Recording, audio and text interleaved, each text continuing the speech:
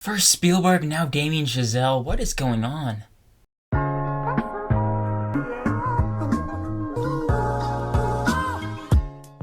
Babylon is the newest film from writer-director Damien Chazelle, and it stars Brad Pitt, Margot Robbie, and Diego Calva. This is a tale of outsized ambition and outrageous excess. It traces the rise and fall of multiple characters during an era of unbridled decadence and depravity in early Hollywood.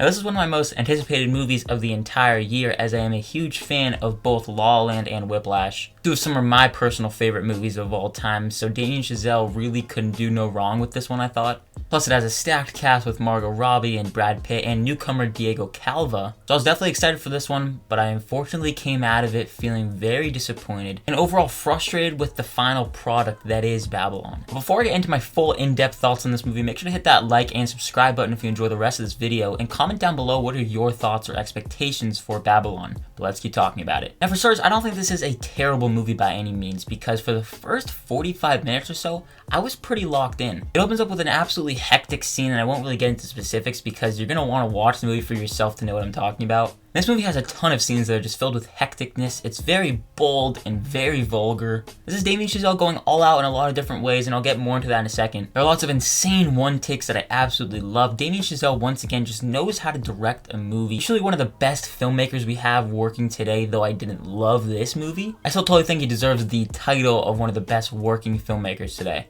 Another thing that makes this movie work so well is the entire cast. From top to bottom, you have Margot Robbie delivering another fantastic performance. There's one scene in particular where she's crying, and then with the snap of a finger, she can just stop crying. Even that small scene just goes to show you how good of an actress she is, because I don't know about you, but I can't cry just like that. And there are also just scenes of her throughout the movie there where she's totally just drugged up and absolutely going bonkers insane. She gets a lot of moments to shine, as well as Diego Calva, who was a new up-and-comer that I haven't seen much of his previous work. I give massive props to Damien Chazelle for picking a new and up-and-comer to lead one of his biggest movies yet. And he totally delivered, bouncing off of Margot Robbie. They have great chemistry with one another as well. Brad Pitt is doing his usual stick. He didn't do much for me in this movie particularly, but I also just want to give a quick shout out to PJ Byrne, who has a fairly small role in this movie, but for the scenes that he's in one scene in particular that is probably the best scene of the entire movie. One of the most funny scenes for sure, and this movie has a ton of comedic moments. It's truly firing on all cylinders. It's a fascinating period piece at times. It totally feels like I was placed right into the 1920s and 30s when this movie takes place. The production design is phenomenal. I can't imagine how much work was put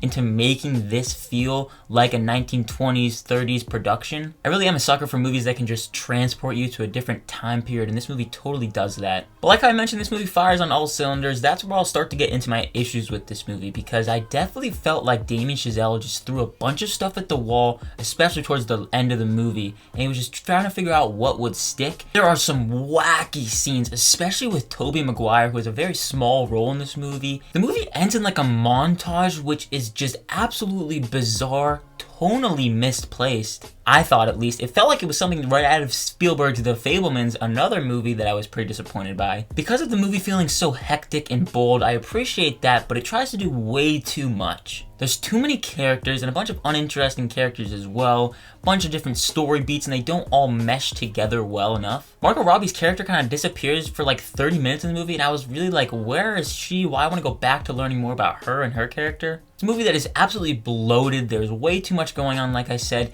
and it is way too long. For a 3-hour-long movie, I definitely felt the runtime. After about the hour mark, I was already starting to feel done with the movie. And it might be due to the fact that it does feel like a big pill that you have to swallow, because you're getting thrown at all of this stuff at you all at once in just one sitting, one movie. It started to spiral the longer it went on for far too long as well. In a sense, it kind of was unpredictable at some moments in the movie, which I guess was a good thing. But at other times, unpredictable in the sense, like I mentioned, that one scene with Tobey Maguire, I can't get that scene out of my head. It just felt so misplaced. Especially for the movie that the trailers were advertising. I understand that trailers can be very misleading at times, but the movie starts to take a very dark turn in the latter half of it towards the end of the third act. It was a jarring twist in terms of tone, and it didn't work for me at all. And like I mentioned, the movie just ends with a montage featuring movies like Avatar, The Matrix? I truly was wondering what I was even watching at that moment. Man, I really do respect Damien Chazelle for doing something big and new for him. With all of his movies, really, you can see how much passion went into it, on his part especially. It really is a movie of two parts. The first half of it, I was pretty on board for. I was thoroughly enjoying it. I loved the performances, Margot Robbie and Diego Calva especially. But then after about the hour mark, I was definitely done with the movie. It started to be way too much for me, getting too bloated and messy.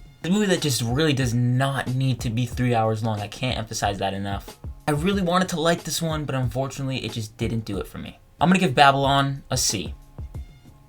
Now, while this movie didn't work for me, I know it probably worked for many of you, so let me know down below in the comment section what are your thoughts on this movie once again. And thank you so much for watching this review, and again, if you did enjoy it, make sure to hit that like and subscribe button, plus that notification bell so you don't miss any further videos. And as always, look forward to more videos and reviews coming soon. My name is Ben, people call me Meter, and I'll see you guys in the next one.